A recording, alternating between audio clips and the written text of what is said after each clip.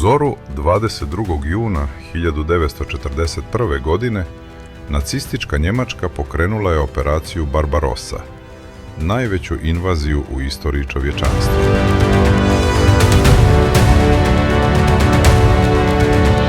Hitler je vjerovao da će Sovjetski savez pasti za samo nekoliko sedmica, oslanjajući se na ideologiju Lebensrauma i brutalni blitzkrieg koji je već osvojio skoro cijelu Europu.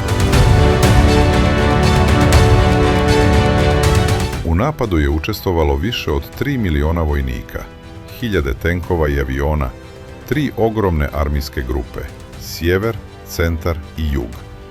Sve u cilju brzog sloma Moskve, Lenjingrada i Ukrajine.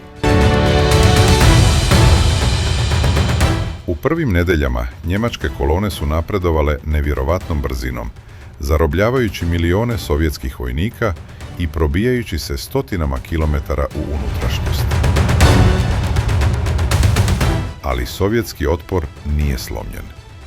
Staljin je naredio mobilizaciju, a industrija je premještena iza Urala, čime je izbjegnuto uništenje i omogućena masovna ratna proizvodnja. Bitke za Smolensk i Kijev pokazale su da Sovjetski savez neće kapitulirati. Otpor je rastao kako je Njemačka ulazila sve dublje u teritoriju ogromnih razmjera.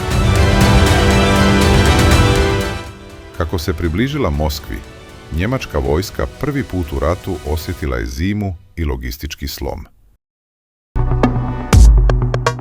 Vojnici nisu imali zimsku opremu, a tenkovi su se smrzavali na -30 stepeni Celzijusa. Sovjetska kontraofanziva u decembru 1941. godine odbacila je Wehrmacht od kapija Moskve i pokazala svijetu da Treći rajh nije nepobjediv. Propast operacije Barbarossa označila je prekretnicu Drugog svjetskog rata. Od tog trenutka Njemačka je vodila rat koji više nije mogla dobiti.